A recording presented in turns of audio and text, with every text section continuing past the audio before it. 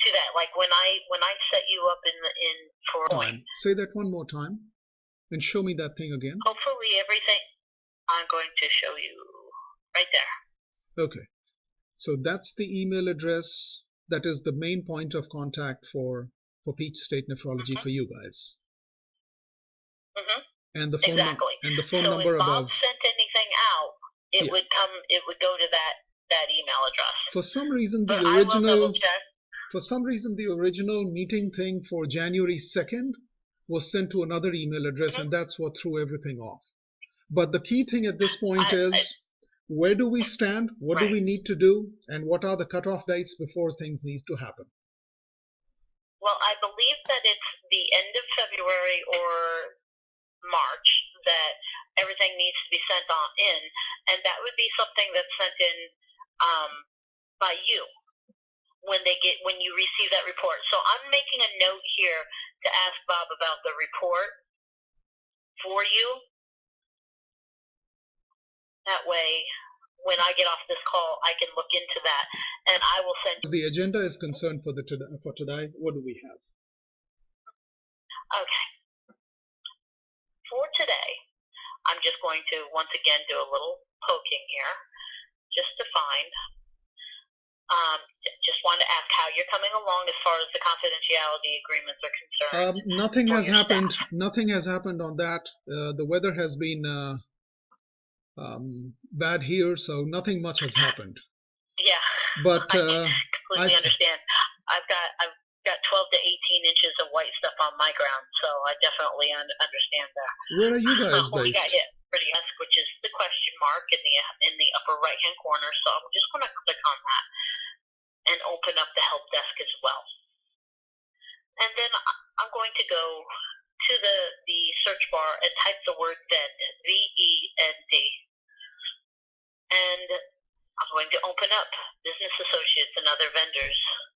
We're just kind of going to go over this section just a little bit, because I like to read the definitions out loud and kind of talk about what a vendor is or what a business associate is, even though I'm sure that you probably know, but I like to be on the same page. So I'm going to read out loud to you. So a business associate is any person or organization that you pay money to, and their job entails specifically dealing with PHI. They will directly handle protected health information as part of the reason why you hired them. For these individuals, you would want to make sure that you have a business associate agreement in place. Now, in that first meeting that I had with you, I sent you a bunch of support documents, and the email was labeled support documents in the title. And in those support documents, I gave you a business associate agreement labeled BAA for the CE or upstream from the BA, and that would be the business associate agreement that you would want to utilize for your business associates. Now, I'm going to just kind of read off some common examples of what a business associate agreement, who gets one from you guys.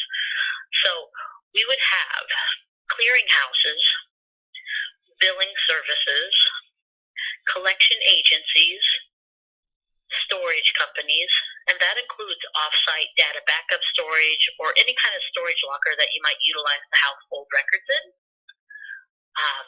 IT services, EHR platforms, healthcare consultants, and shredding companies. All of those types of examples. Now, you could, a researcher or even a malpractice lawyer, those would also be considered business associates or vendors for you, if you happen to utilize either one of those. Now, we do have something, a certain aspect of the law called treatment, payment, or operations. And basically, what this portion of the law states is that, if I can find my spot again, I lost it. Any entity which the practice works with that is essential to the continuance of the practice for doctors to function as doctors. Certain entities do not require any kind of agreement being put forth. Now, this will go all the way up to your giant insurance companies like Blue Cross Blue Shield or United Healthcare, And it trickles down to any kind of labs you might work alongside with. This could also go with where you get your supplies for masks and gloves, things like that, do not require a business associate agreement being put in place. Just automatically assume that you're working alongside those entities. So anything that affects your ability to treat your patients or receive payment or carry out any kind of healthcare operations, they would not require any kind of business associate agreement being put in place. Can you repeat the last sentence? Who would not require a business associate agreement? That would be entities like giant insurance companies like Blue Cross Blue Shield, United Healthcare, any kind of labs you might work alongside with, or even where you get your supplies for your gloves and your masks and things, like Henry Schein, for instance. If you're ordering from them, you're not going to need a business associate agreement being put in place. The Henry Schein I can understand, but insurance companies, they handle so much patient data, so they sign another. No, that's your giant insurance companies like Blue Cross Blue Shield, United Healthcare, things like that do not require. This is all part of treatment, payment, and operations. So if it affects your ability to get payment, the government assumes that you're working alongside them. Okay. Okay? So not required.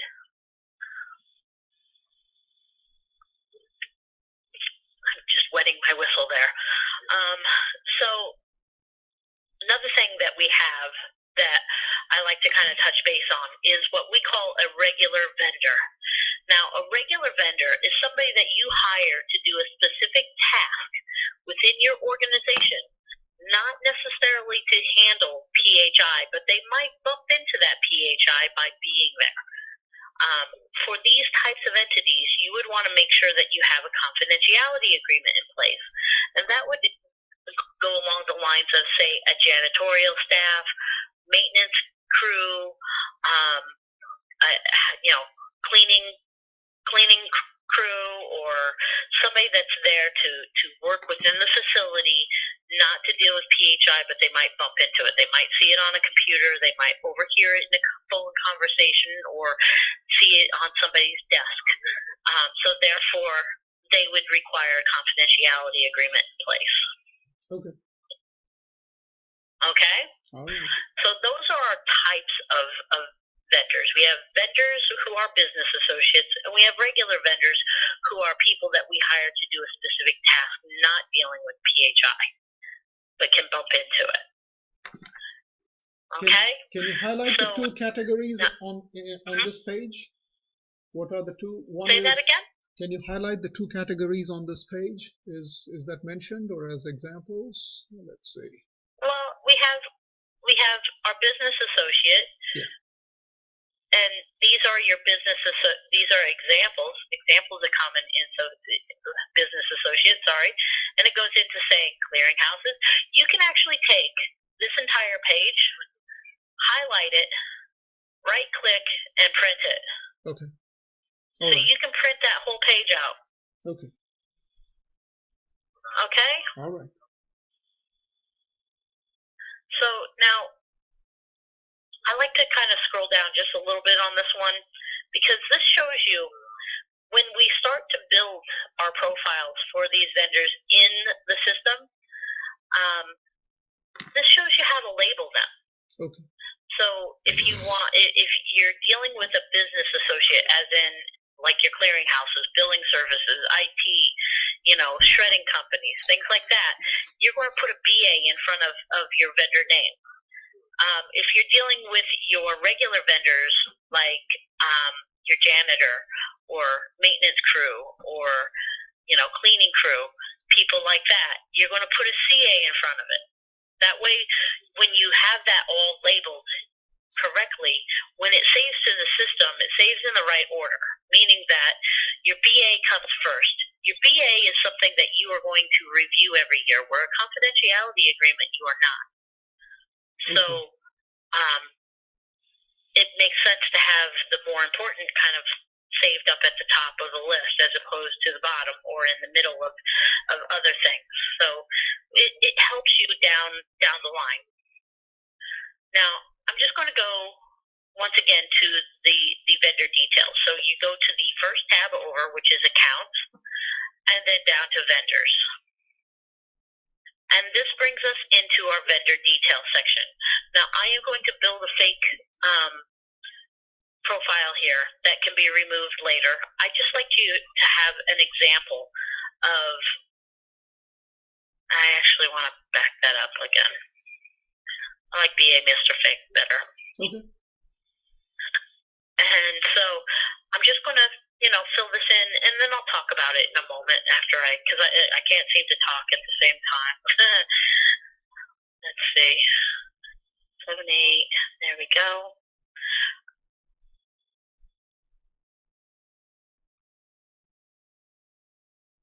And last. Okay. So now, just to bring up a few things, pointers here.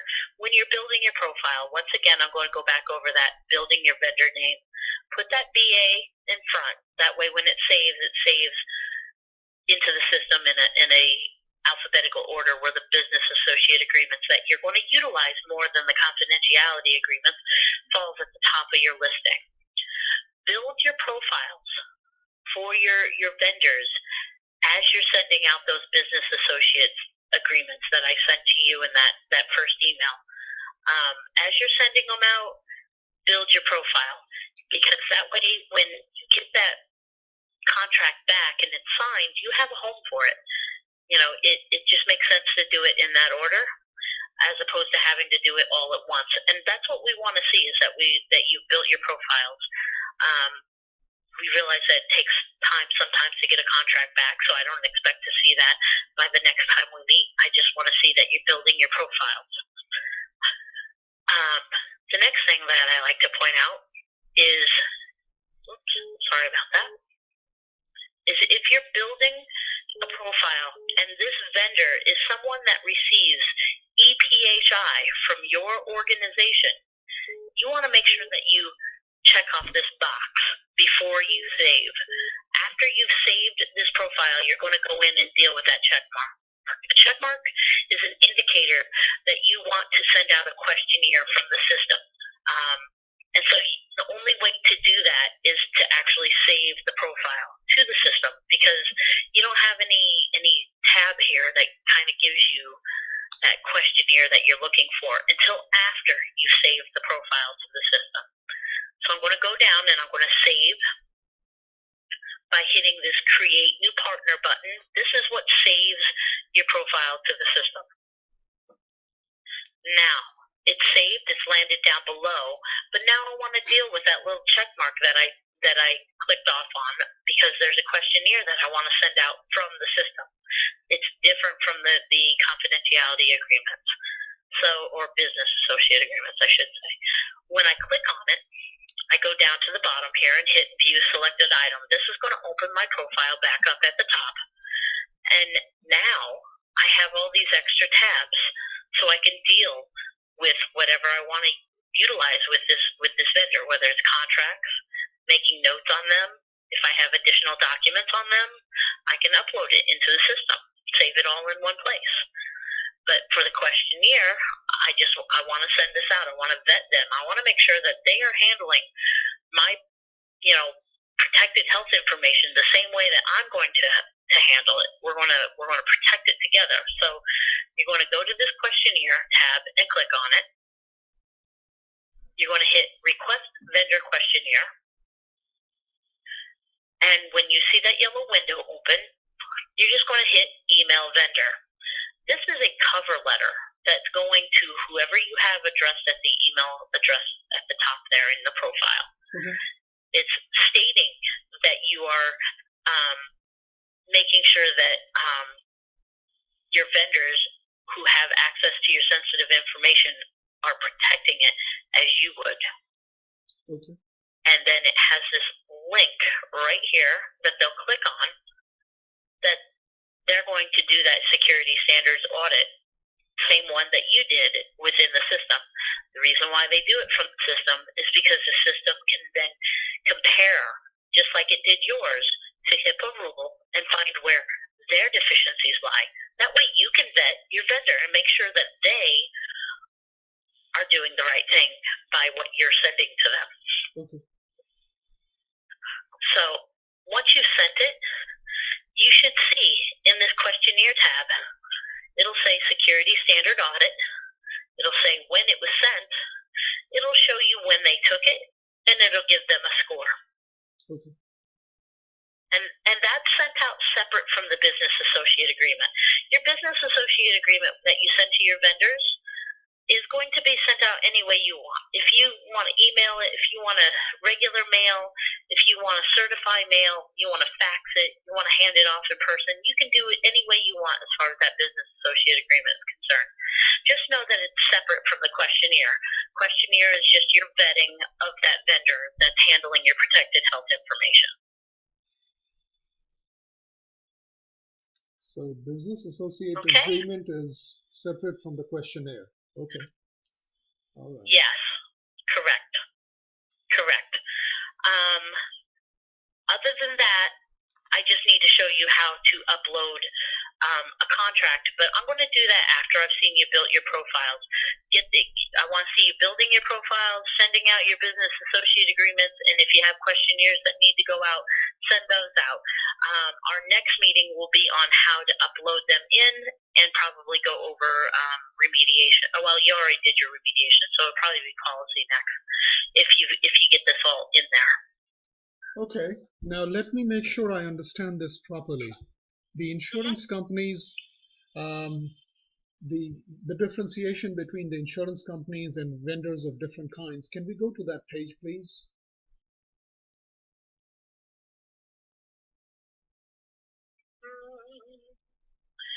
Yes. Let's see.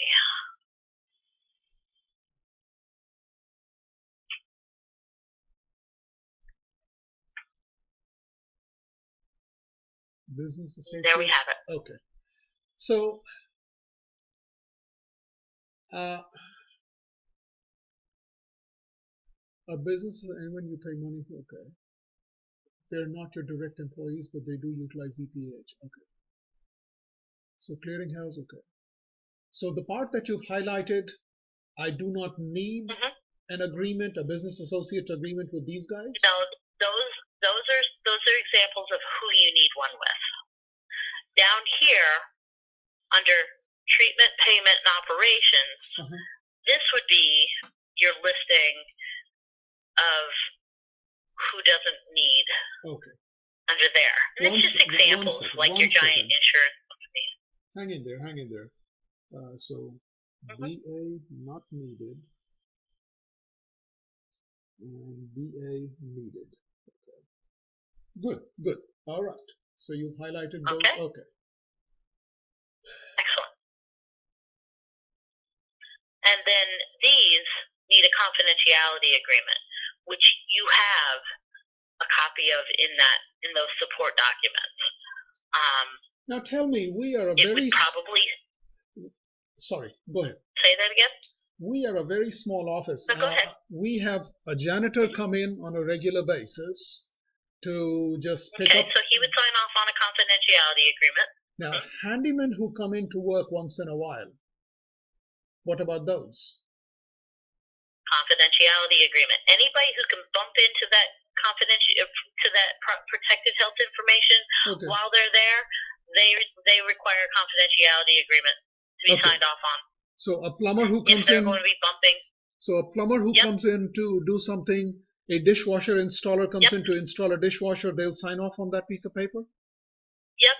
Okay. Somebody come in that's painting your walls or cleaning your floors, repairing your floors, any kind of repairing computers, repairing a copying machine, deliveries. You can make deliveries stop at the front desk and say, cannot pass this area.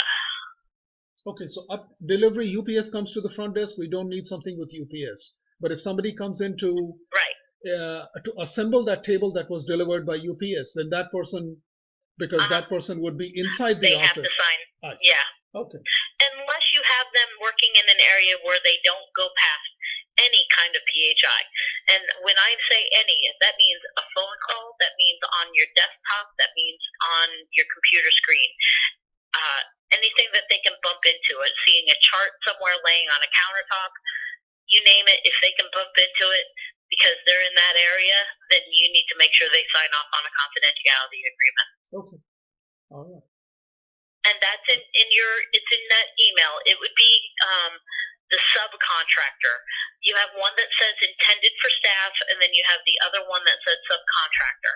The subcontractor is your person, that your regular vendor that's dealing with a task other than PHI.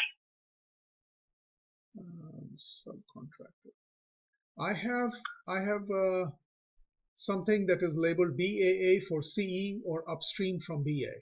Yeah, that's your business. Yeah, that's your business associate agreement. And then the HIPAA confidentiality statement intended for staff. Those are the two that I see.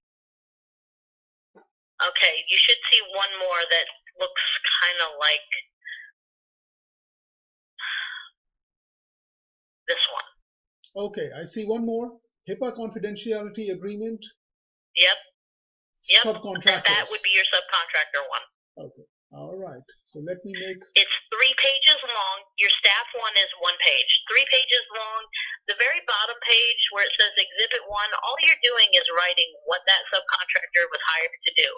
If they're coming to clean, if they're coming to build something, if they're coming to repair the copying machine, that's what you're going to put there.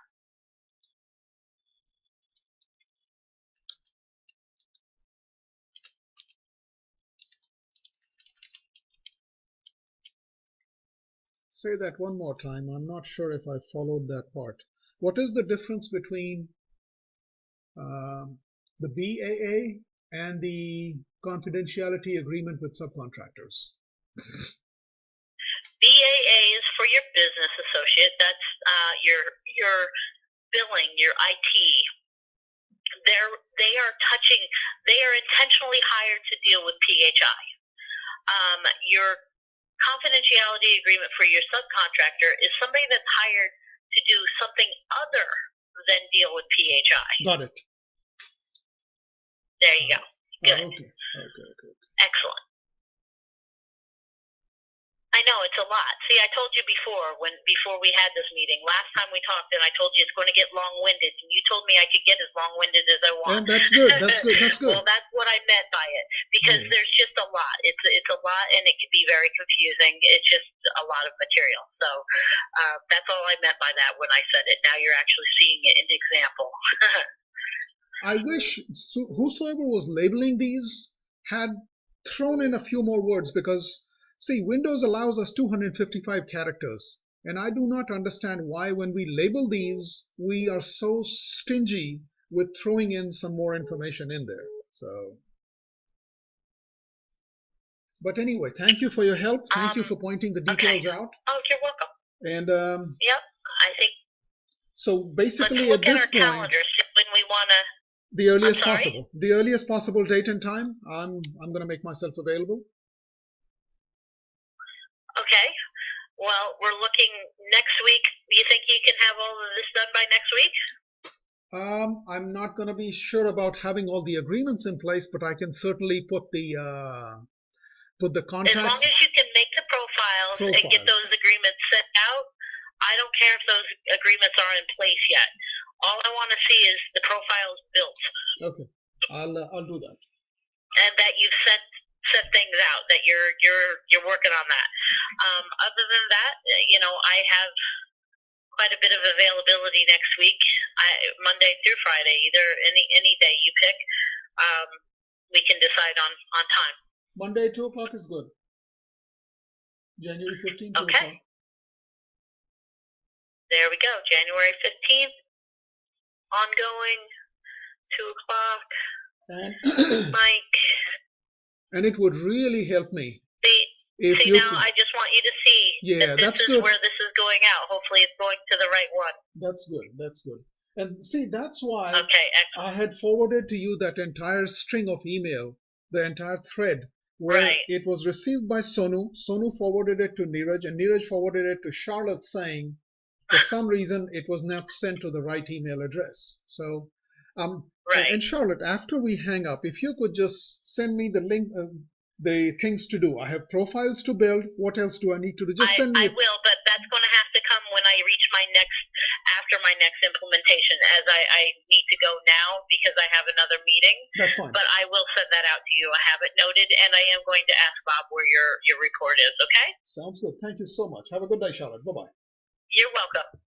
Bye-bye now.